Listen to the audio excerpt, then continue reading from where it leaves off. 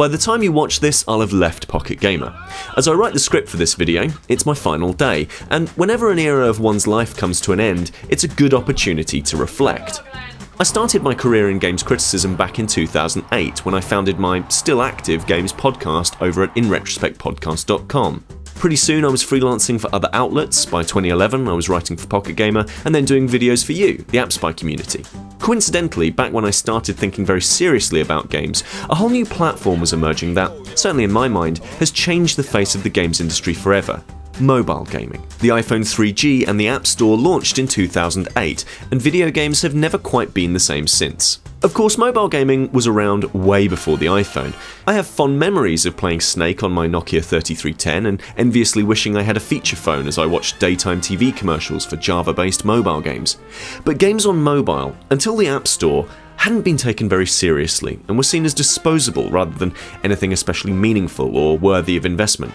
And mobile gaming was itself just an evolution of dedicated portable games consoles, like the Game Boy. If you were a core gamer, you bought a PSP or a DS, and though the latter of these went some way to being mass-market devices, games were still seen as the pursuit of people happy to buy dedicated hardware and then sinking loads of time into their hobby.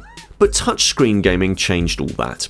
New games began to be made for this smartphone platform, featuring new ways of interacting with devices that went a long way to narrowing the divide in accessibility between those with thousands of hours with a controller in their hands clocked and those that had no gaming experience whatsoever. Touchscreens had people tapping on menu options, drawing lines with their fingers, and selecting game objects with a prod, rather than having to think about the comparatively complex actions of interacting with a controller with numerous buttons, with abstract commands issued to each geometric shape. And while initially games on iOS imitated classics that had come before, see titles like Modern Combat, Chopper, and Kroll for evidence of this, soon the Angry Birds, Bejeweled, and Cut the Ropes began to appear.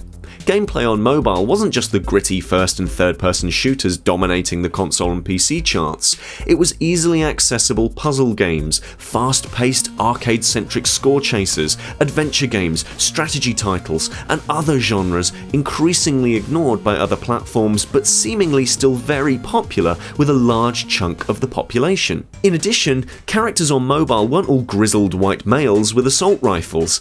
There were shower-loving alligators, stick people who adored golf, and birds who liked to flap.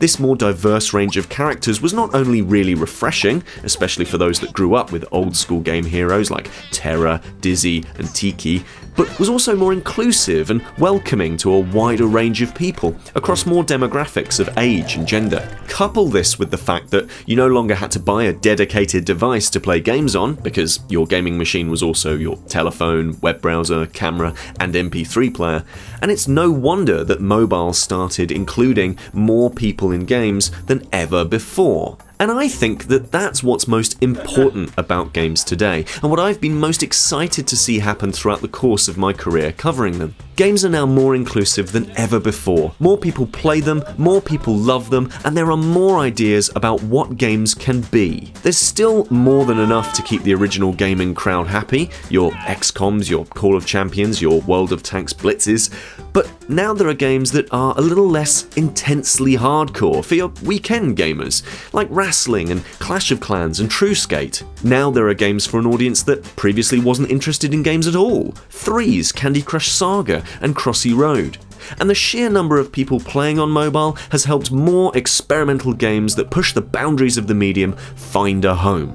Your Her Stories, Device 6s, and 868 hacks. It's not a perfect environment, of course. There are still stereotypes from across the board that designers fall back on from time to time. And there's of course a minority of people who want games to resist any change, in any form whatsoever. But for the most part, games can now be enjoyed by pretty much anyone, regardless of their background, and I think the majority of that is down to mobile games. I think that's amazing. I think that should be championed, and I really hope that it continues.